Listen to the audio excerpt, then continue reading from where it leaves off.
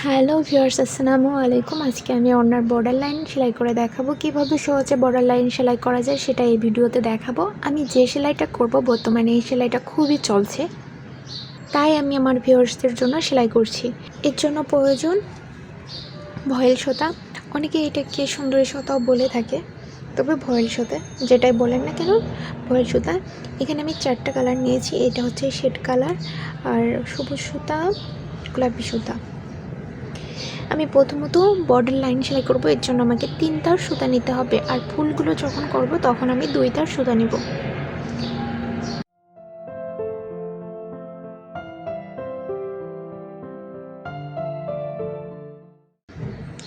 প্রথমে আমি একটু কাপড় উঠাবো একটু বেশি।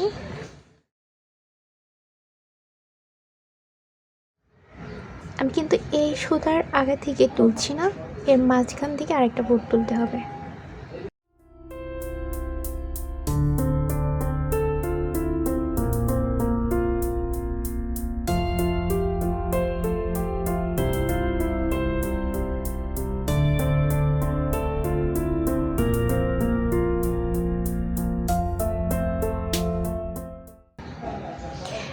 যদি যেরকম আমার এটা আগিয়ে গেছে বেশি আর এইটা একটু পিছিয়ে গেছে, তো সেই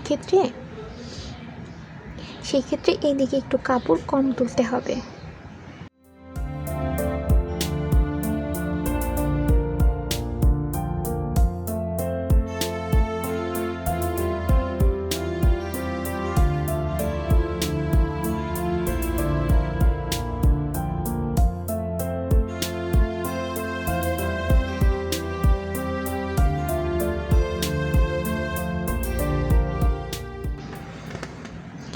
আমি বর্ডার লাইনে শেড সুতা ব্যবহার করেছি, কারণ শেড সুতা দিলে 2টা কালারের মিলে বর্ডার লাইনটা হবে, তখন বেশি সুন্দর দেখাবে। এক কালার নিলেও ভালো হবে, তবে শেড কালার নিয়েছি বেশি ভালো দেখার জন্য। আপনারা এক কালারও নিতে পারেন, কোনো সমস্যা নাই। ড্রয়িংয়ের ব্যাপারটা আমি সর্বপ্রথম যেটা করি, যেহেতু আমি ভালো ড্রয়িং পারি না, তো আমার মতো যারা ভালো পারে না তাদের জন্য বলবো যে আপনারা পেন্সিল না রাবারও খাতা নিয়ে তার উপরে দেখে কোনো রকম ডিজাইন করে, তারপর যেখানে খারাপ হবে মুছে আবার রিট্রাই করবেন, দেখবেন আস্তে আস্তে হয়ে যাবে। তারপরে আমি সেকেন্ড স্টেপে কার্বন দিয়ে কাপড়ে তুলেছি। আমি এভাবে পুরোটা করব।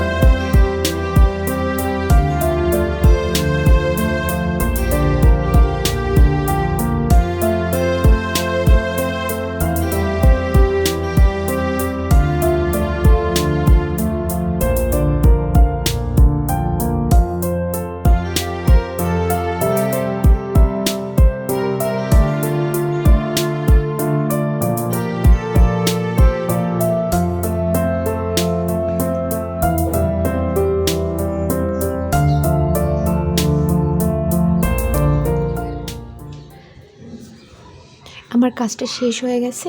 আমি পাতাতে 4টা করে সুতা নিয়েছি, কারণ পাতা আর সবুজ সুতাটা একটু বেশি চিকন ছিল, যার কারণে একটা সুতা বেশি দিয়েছি। আর এইটা দিয়ে যে কোনো ওড়নার পাড়ে ডিজাইন করা যাবে, খুবই গর্জিয়াস দেখাবে।